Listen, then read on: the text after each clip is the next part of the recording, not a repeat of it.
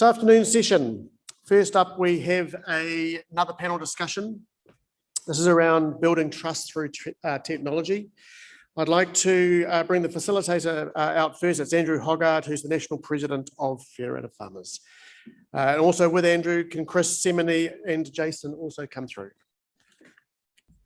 Right, thank you everyone. So this session is on one of my favourite topics of technology, and in particular for those that know me, you know I hate entering data twice, and so I love doing it only once. And hopefully we'll get a bit of a snapshot here, particularly from Chris and Semanie, of improvements we've made in the last 6 months around improving that for farmers, because we've heard a bit this morning around some of the work that's going on around farm plans. The Minister mentioned the integrated farm planning mechanism, and this all relies around data and farmers being able to access that data and use that data. So really looking forward to the session. I'll just introduce our panelists. So Chris Claridge is Chief Executive of Potatoes New Zealand. He was a founder of Carrickmore, a dairy export company specialising in the marketing of infant formula. And where are we? There we go. He was also Dean of Business Studies, Senior Lecturer in Management at the Christchurch College of Education.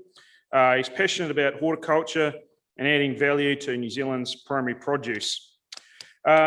Jason Potts is a distinguished professor of economics, blockchain innovation hub from RMIT University, so over in Melbourne, correct?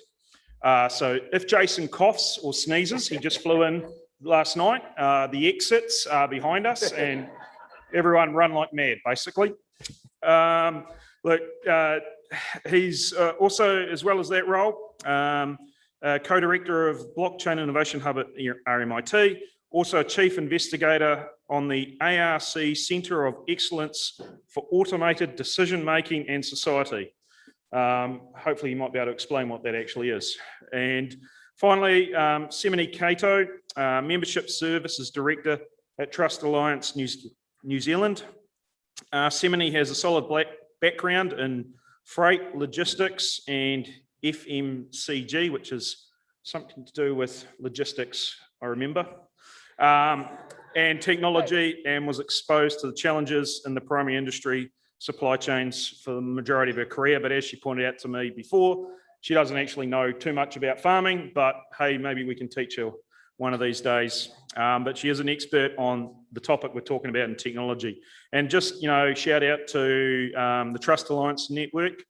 They are obviously a platinum sponsor here, but have also been something that Feds has joined up with in the last year and doing a lot of great work on trying to improve this situation. So I will hand over first to Jason. All right, thank you, Andrew. Look, pleasure to be here, and especially to be live in person. I was dreading another sort of Zoom conference experience. So what I'm going to do is I'm just going to open up with a 5-minute all you need to know high-level overview of blockchain, crypto, and agriculture, and what on earth that has to do with each other. Blockchain is the technology behind cryptocurrencies such as Bitcoin, which is the digital money on the internet. So the thing about blockchain is it's basically the next generation of the internet. So the first generation of the internet was sending messages, email. Second generation of the internet was the one you've just experienced for the last 20 years, which is Facebook, social media. The thing about both of those ones is lots of amazing stuff. You can send free information anywhere in the world. Information costs went to zero, just communications, lots of amazingness.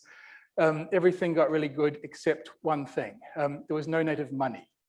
There was no native contracts. There was no native registries. There was no native property rights. There was no native organizations. There was no native digital markets. All of those things were missing from the internet. So we had to build those separately. That's why Facebook is so big. That's why all these huge companies have come in to provide those additional services. So internet, amazing, except we couldn't build an economy on it. What is blockchain? Blockchain is the technology that enables you to build an economy on the internet. That's third generation of the internet. What it does is creates digital scarcity. Digital scarcity is a digital object that is mine, and when I move it to you, I don't have it anymore. That's not how the internet works. When I send an email, I've still got the email, right? It's so you can copy and send, you don't have scarcity. So that fundamental, that's what without going into how the sort of magic of what happens to enable that to happen, is digital scarcity on the internet is the big new technology, that's blockchain. The first use case of that is, we can do money, but that's a cryptocurrency. Second use case is we can do identity. That's sort of decentralized identity and management and just being able to prove who you are exclusively on the internet. Then we can do property registries and property rights, that's NFTs.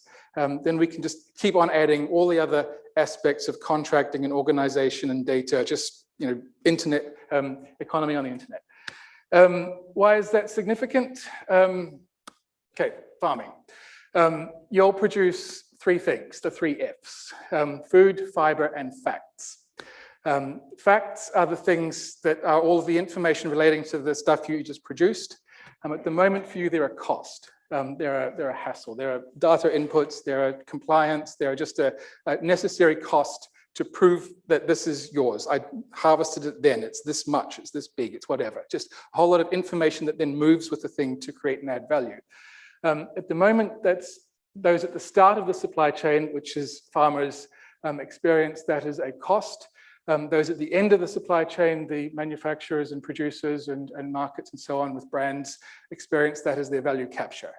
When you prove information is true, that's when you're able to sort of capture value. So at the moment, the way the production of food, fiber, and facts is structured in the supply chain, old economy, is that you experience that data has no value to you. It's just a pure cost of proving to someone else that something happened, and you're filling out forms and paperwork and all of those sort of things. What's the connection? Blockchain is an ability to create digital scarcity. In the same way that I can take a digital object, put it on a blockchain, and have it verifiable and movable by anyone in the world, the same way that that creates a digital currency, you can also do it for everything else that is digital data. So the huge breakthrough here, and again, new technology, it's only 10 years old, we're still at the very early experimental, proof of concept, minimum viable product stage of this breakthrough, is after we put money on the internet, the next thing we do is we put supply chains on the internet. And what a supply chain is the physical stuff, the food and the fiber that's moving along, but it's the data that's moving with it. And that data verifies quality, it verifies ownership, it verifies who owes me money for this, it verifies when did it leave the gate, it verifies all of the things that you're filling out. Is it compliant with this law? Did it pass that security check? Who was involved? Who touched it along the way? So all of that information, that it's not just that consumers want that in terms of what's in this can or what's in here. It's every step along the way. The manufacturers need it to know what grade is this? What can I mix it with? The transporters need to know this. Who has legal ownership of this right now? When I hand it off, who then has it? So all of that information adds up to the work that we've been doing in other industries and other sectors. Anywhere from a third to half of the value produced is just managing and dealing with facts. Facts of ownership, identity, quality, provenance, all of the descriptions, the stories, the regulatory compliance, the steps, and the more complex and the longer that supply chain is, the more cost is incurred in verifying, auditing that information. And it's not just the cost of adding the information, that's actually the cheap bit. It's checking it. It's the accounting, it's the auditing, it's the compliance checks, it's the regulatory infrastructure that you need to build in order to prove that information. Now, who wins from this sort of world? In the absence of that, when that information is costly, you end up with a commodity product. You economize on information by just bundling stuff into big pools and everyone gets the pool price. When we can add information to product differentiate, I can now sell into a specific market. I can sell this product with this quality and this thing. So anyone who is in the high quality production business, which is New Zealand agriculture, absolutely. Australian agriculture too, but New Zealand agriculture especially, is incentivized to add information in order to increase value capture. And what blockchain technology does is it's a base layer economic infrastructural technology, just taking care of the administrative record keeping and automating that to ensure that whoever adds the information gets the value from that information. Most of the information in an agricultural supply chain is created on farm or very near farm. At the moment, you're getting none of the value of that information, but all of the cost. This technology, the reason I'm from a farming background, and I'm down Northern Southland. And the reason I'm excited about this and why I think this is a huge opportunity for Australia and New Zealand for high quality agricultural and primary industries producers is it shifts that value capture. The value goes to who produces the food, the fiber, and the facts, right at the beginning of that. So, we can talk later about the technology, how that technology works. But that's what blockchain is next generation of the internet to enable us to create digital scarcity and distributed infrastructure that enables facts to move on the internet in a trusted, secure, verifiable, low-cost way, and that those facts, that information is moving with whatever physical things are moving with that. So, you can think of this as sort of digital twins. There's lots of different ways to think about what's going on here. But this isn't just sort of magical internet money. Cryptocurrencies and so on was the first use case of that technology. But I think the real breakthrough use case is actually in supply chains.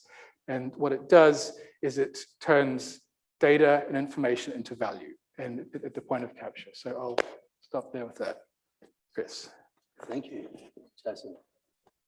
Gosh, following that, look, I'm going to stand up over there and read my notes. And if you don't mind, if I cough, it's not because I've been sitting beside Jason, and I'm not the typhoid Mary of the primary sector. It's just that I am at the tail end of a cold. So my apologies in advance. So my name is Chris Claridge. I'm the CEO of Potatoes New Zealand, and I also am the chair of the Trust Alliance. Jason has explained in a very clear and compelling manner the new technologies that are emerging and how they're going to change the way business and indeed economies will operate. He's explained what the opportunities are for the New Zealand primary sector, and he has given you the rationale of why the Trust Alliance exists. The Trust Alliance was born at the very first primary sector summit in 2019. A presenter asked the audience if any of us had experience with blockchain. I put my hand up, and there was only one other hand raised, and that was Semanie's. And we looked at each other across the room. Later that evening, we sat beside each other at the dinner table. The next week, the Trust Alliance was born in Auckland. So we've been on a journey, and that journey has been building a consortium of organisations in the primary sector who want to solve some of the problems that Jason has outlined. And we can tell you now very proudly that we've actually worked out how to do it. We've built a consortium of over 35 organisations representing all the different sectors, all the different elements of the primary sector along that supply chain that Jason has explained. Now, collectively, the members represent supply, service, or purchase from over 100,000 farms. Now, there's not 100,000 farms in New Zealand, but that's the collective number. And we believe that given the duplication, that we actually can now digitally connect using the members' digital services to every farm in New Zealand. Now, that is unleashing an enormous potential for us here in the primary sector to solve this.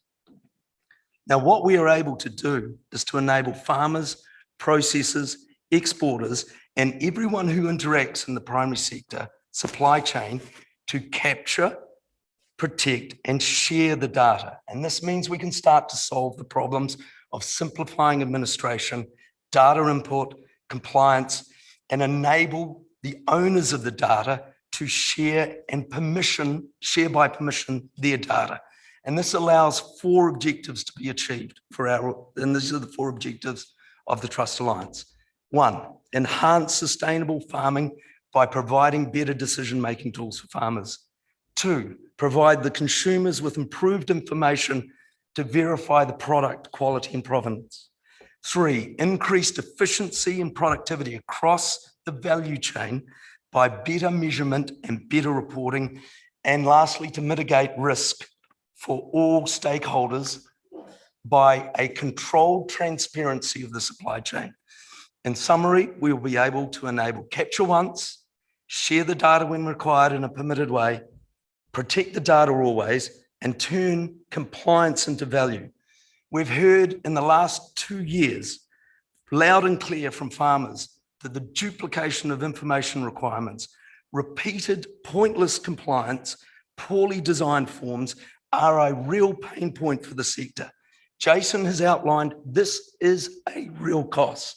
It is significant drag on the performance of our sector. And what we hope to do, and what we will do, is to aim to simplify the sharing of information so that farmers and growers can concentrate on what they do best, supplying world-class food and fibre to the rest of the world. Thank you. My excuse for my voice.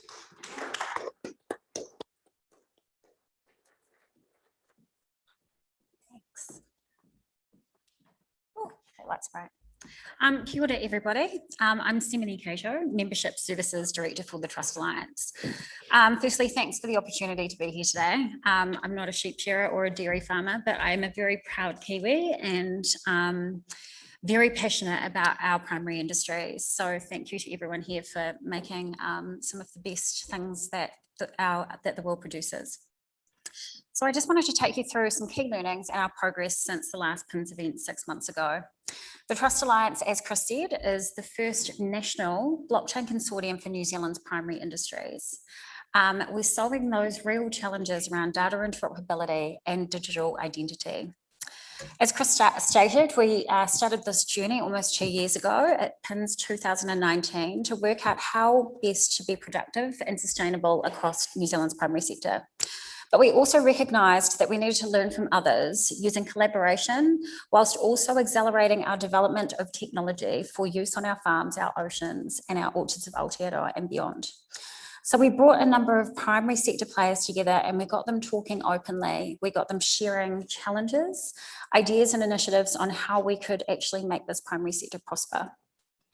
So utilising the innovative technology that Jason's spoken of to share data in a permissioned way and enhance value across the supply chain is one of our key objectives. Provenance, data interoperability, and direct consumer feedback were also 3 common themes. And all of those actually need to start with identity before any of that can happen. Identity needs to be at the start of this, and identity needs to remain at the core. As Chris said, there are over 40,000 farms in New Zealand, and each of those farm owners have to enter the same information, basic credentials, multiple times every day. And most of you have been doing this all of your lives. And with the farm environmental plans, by 2025, everyone has to have this in place to have their licence to operate, which is going to make things even more admin heavy for our farming and growing community. You know, we firmly believe that things have to change. Our farmers and our growers are innovative, but they want to farm. They don't want to administrate. So how cool would it be if we could give our farmers their own filing cabinet or digital wallet to store all of their information? And then they get to choose who, when, and why they give that information to. A place where they can control and they're in charge of their own identity and their data. And a place where they can capture and enter their data once, protect that data, and then share that data where appropriate. Well, that's just what we're doing. After the PINZ conference last year, we took the themes, the pain points, and the challenges that we heard from you, and fast forward 6 months, we're working very closely and regularly with government agencies, with MPI, regional councils, environment councils, and other TANZ member organisations that are here today, like Federated Farmers, Farm IQ, Silver Fern Farms, and Potatoes New Zealand. And we're building a decentralised digital identity solution to prove and verify digital identity for all farmers and growers, including a link to their business entities, their crops and assets between other value chain members, so they're able to share data between all of these parties. As Chris said, the Trust Alliance mantra is capture data once, share when required in a permissioned way, and protect data always. You would have seen that the Trust Alliance have a booth downstairs where we're actually going to be demonstrating how digital identity and digital wallets can incorporate key data elements that can be shared across the primary sector. The world looks to Aotearoa as a leader in ethical, innovative, inclusive, and sustainable digital technologies. These technologies will enable our economy to prosper and help our businesses grow stronger, compete internationally, and contribute to the well-being of all New Zealanders, not just our primary industries. You know, New Zealand's a small place, but we have mana, we have courage, and more importantly, we have a solid community and the opportunity to be a world leader in this space. New Zealand's a perfect country to do this, so we need to do it together. TANZ is for all of our sector. It's not an exclusive club. So if you want to learn more on how to get involved, come and see us downstairs. Look forward to your questions. Thank you.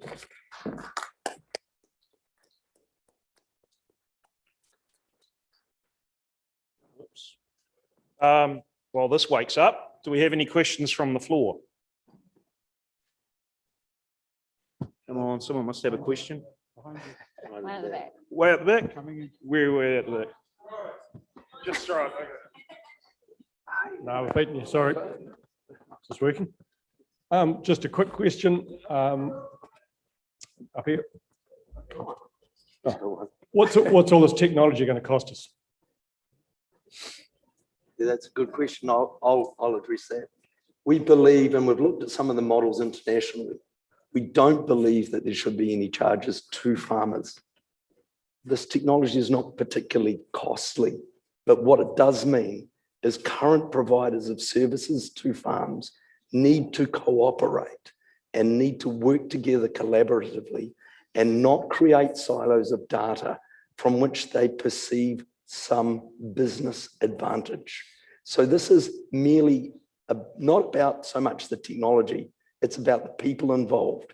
It's to cooperate, to open up the silos and allow farmers to get on and do what they do best. So the short answer is, to farmers, we believe it should be a zero cost. And it should happen in the background without them necessarily knowing fully what the mechanics are. Jason, I'm just wondering if you could flip it on to what you said earlier about, you know, at the moment, the physical process of us having to do all these forms. I mean, how much more is not doing this costing us?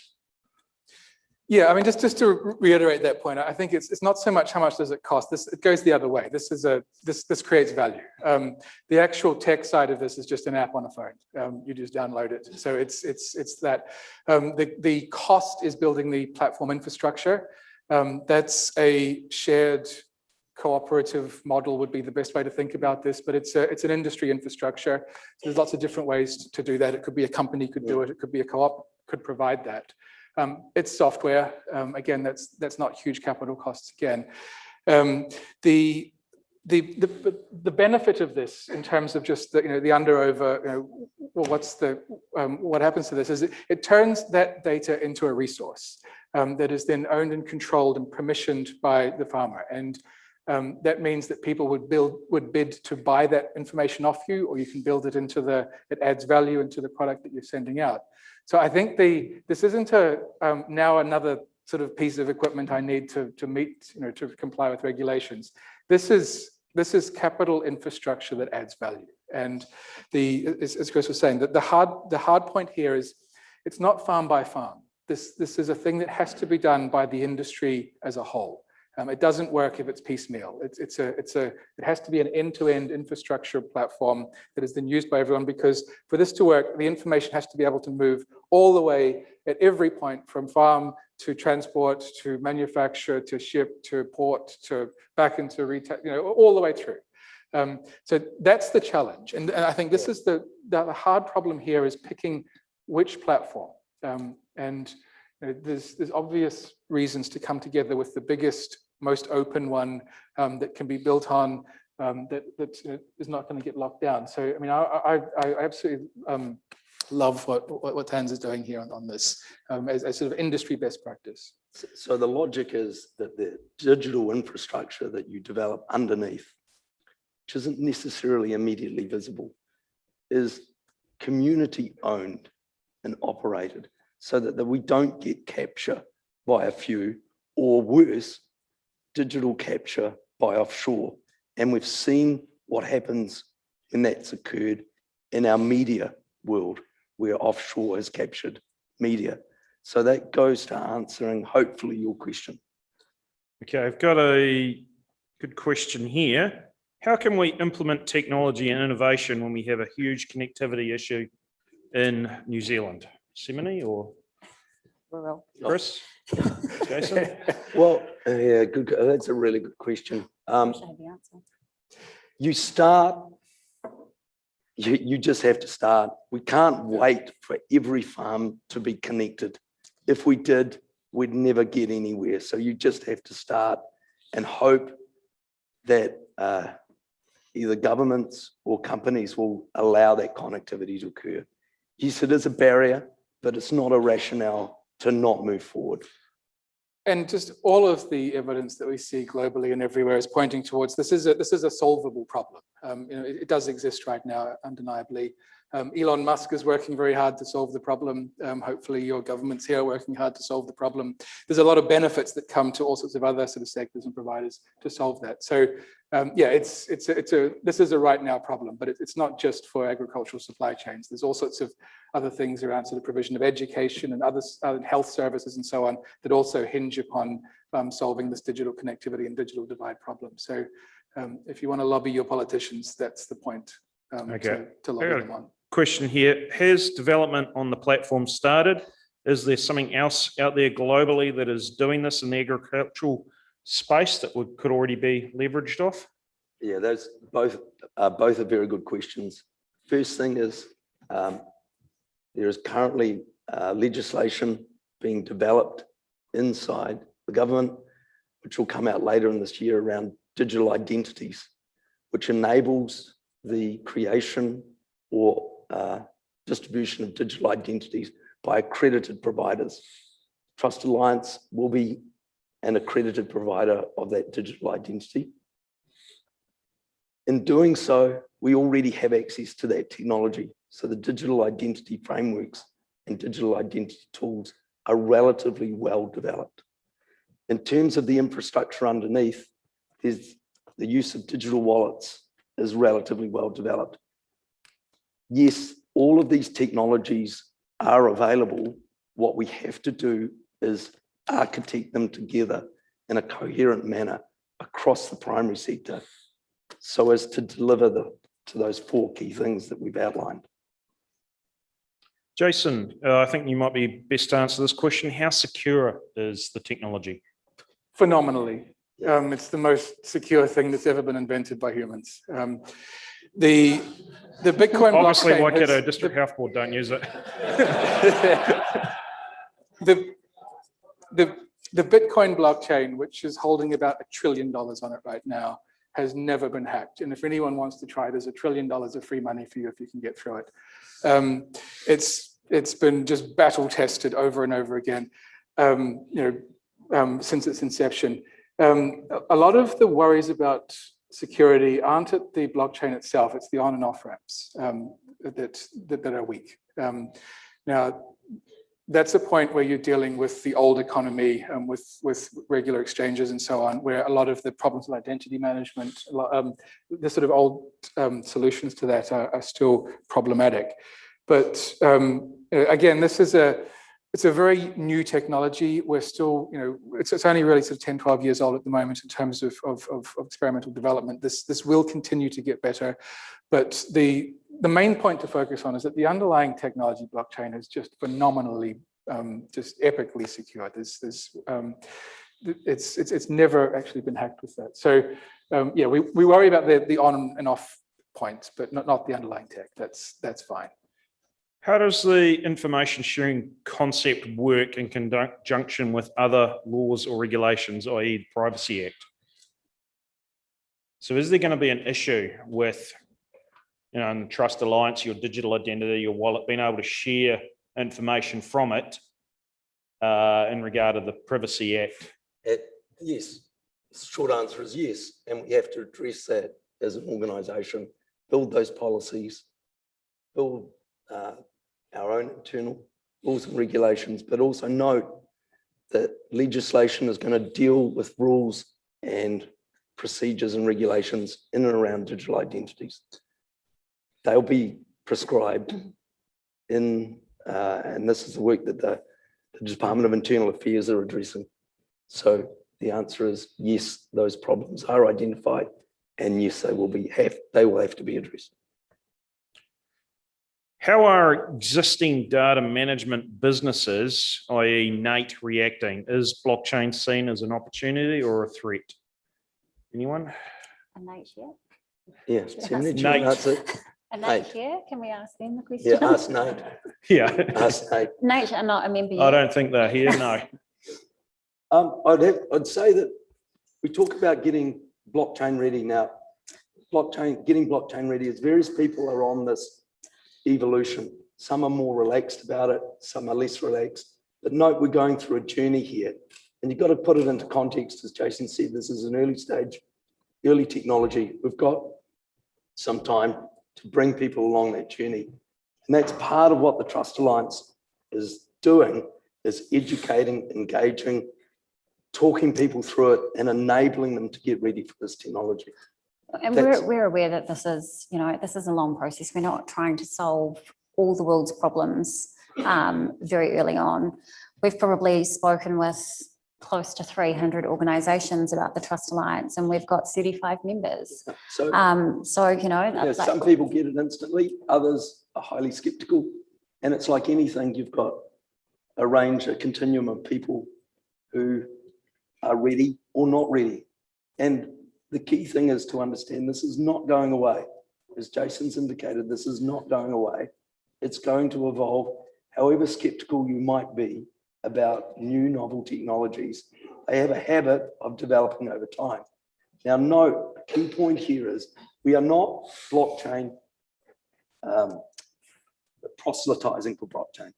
If there are other appropriate technologies that solve the problem, then we will use those. We are not zealots. Then make that really clear. If it's digital identity is not necessarily a blockchain. Digital wallets are not necessarily blockchain. They are elements of it. If I can just dig into this a little bit, because it's important to understand the difference between a sort of Web3 blockchain type solution and the Web2 large corporate solutions to it in terms of data privacy and what's going on, because that's the fundamental difference. The world that we currently have is when we're dealing with large amounts of data or identity or registries or whatever, we have governments, big data silos, or banks, or just we store our data in big companies, right? We put security around us, and we put passwords and all sorts of ways to stop people getting into it, but huge silos of data. That's not what blockchain is. What blockchain is the opposite of that. It's basically little packets of data that are peer-to-peer shared. That's the internet, that move around. The privacy that you have with a blockchain solution is you permission what data moves around. It's not stored in one big sort of honeypot of data that if I can get in, I've now got all the data. This is why blockchains are secure, is that they never have all the data in one place. It's distributed. The other name for blockchain is distributed ledger technology. It's a ledger that's distributed everywhere. So there's never a honeypot or a huge silo of data in the first place. So a lot of the legislation and privacy concerns that we have evolved and designed to protect us against the need to have these huge silos of unsafe data that we then need to trust whoever's looking after it, whether it's the bank or the government or whatever. Blockchain is a technological solution to that problem by just doing away with that altogether and just spreading the data around. So that's the big shift. And so a lot of the problems that we think about, privacy and what's going to happen with my data and so on, is the main affordance, the benefit that blockchain gives you as a technology is control and ownership of that digital scarcity. It's your data. It's now yours. You decide where it goes and can permission it. And all of the technology are just ways of doing that. So it's a very different sort of architectural way of thinking about how data moves around the economy.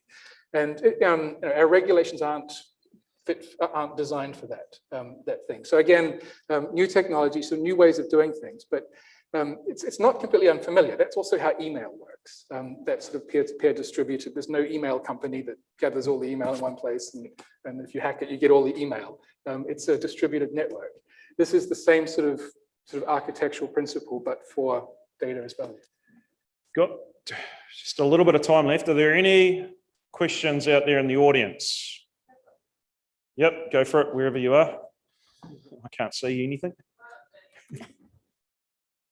Hi. Got two now. Sorry, so I'm just trying to get my head around this. This is all pretty new to me. So in terms of from a farmer's point of view, some of the stuff that I've heard this morning and over the last few weeks and months is pretty daunting as a farmer, in terms of banks now wanting to think about auditing us to see whether what kind of pricing that we get for our mortgages, and our supply companies wanting to audit us to see which value product which value we get at the farm gate because of which way we manage things environmentally or with animal welfare, and farm plans into councils. So it's kind of all different auditing type requirements, but each of those different outfits would want to see a different subset of information, I guess. Is this an application for all of that? And the second part of that question is, from a privacy perspective, the thing that freaks us all out is all of that information going to all of those different organisations. And so is this the answer to that kind of stuff? Yes. Very short answer. Yes. Yay. That's right. why we're here. All right, thank you. Our time is up. Look, there's been truckloads of questions here, so my suggestion would be, some of them are quite technical, go down to the TANZ stand, ask away. Jason, if you wouldn't mind hanging around there as well for people to ask a few questions. And I did get a message from Osprey saying they are here, and we are currently investigating whether blockchain is an option for our future systems. So whoever asked that, find Kevin and he can talk to you more. All right, thank you very much.